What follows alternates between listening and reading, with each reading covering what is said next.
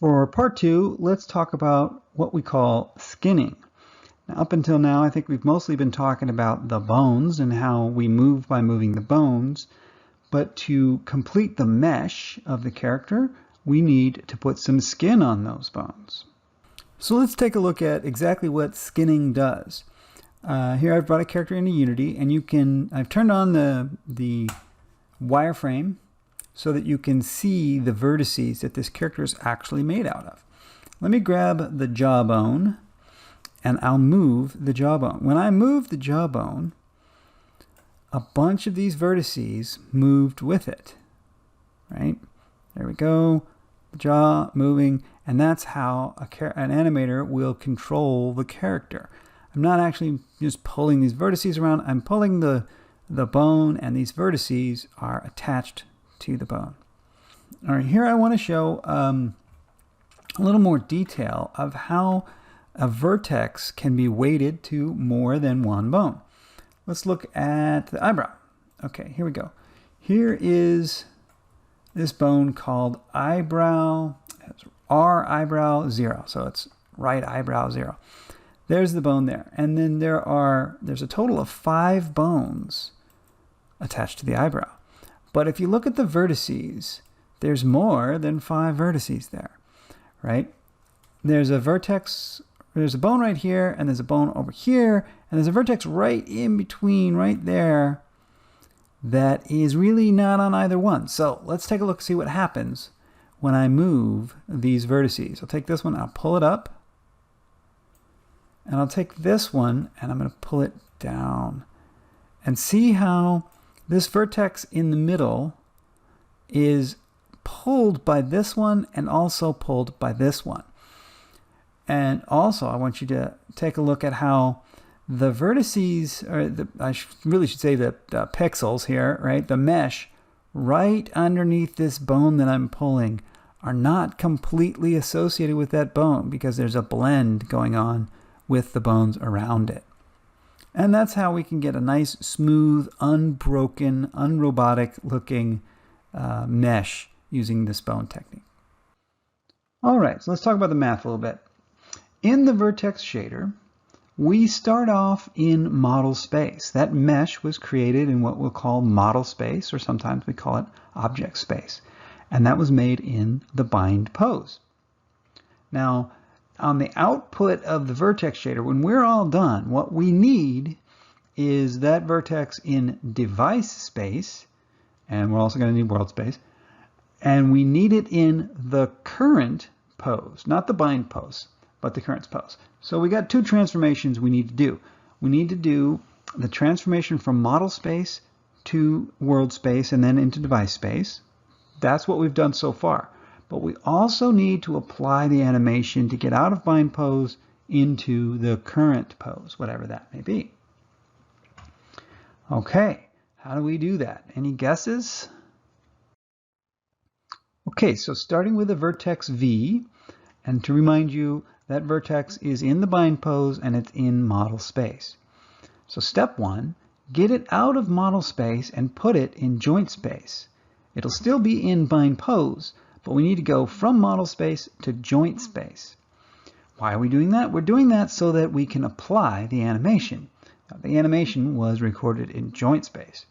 Okay, so now here's step 2. For the current pose, we're going to need some matrix that goes from joint space back out to model space now.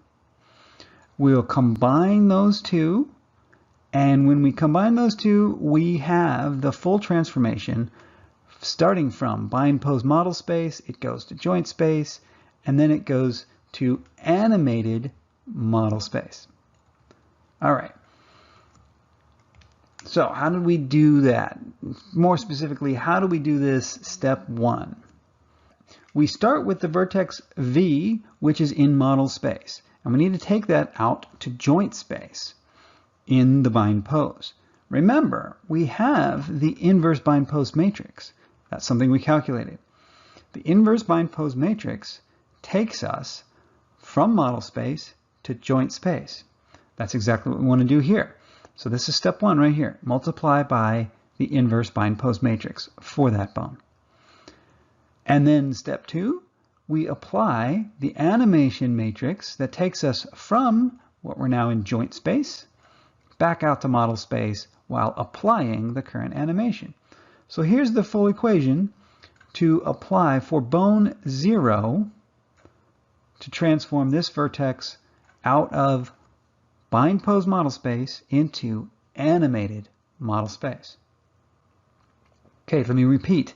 This, I put these B0 and C0, this is just for bone index number 0.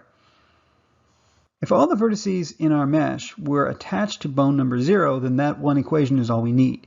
But some vertices are on some bones, some vertices on another bone.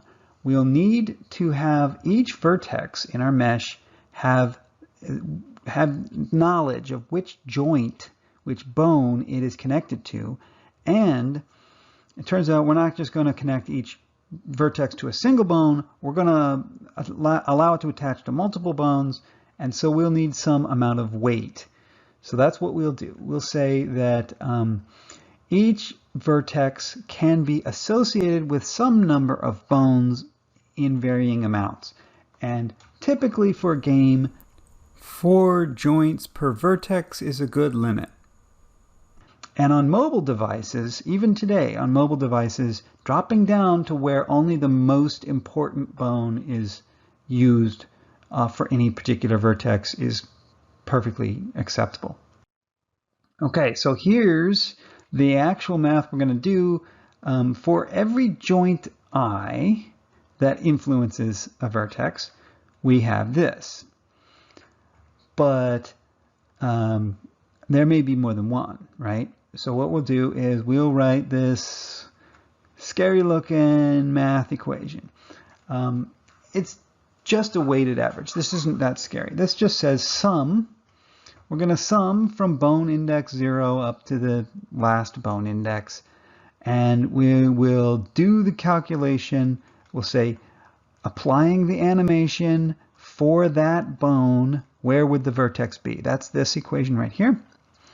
And then we'll apply a certain amount of weight to that particular bone index. So like, for example, let's say you have 50% of bone index 0. So then the first one is you take index 0 here and here, you do this calculation, and then you weigh that by 0.5. Now what's the next bone? Let's say we have 25% of bone index 3. So then you'll put in bone index 3, do that new vertex, and then weight that by 0.25. And then what do we got left? We got another 0.25 left. So let's say bone index 10.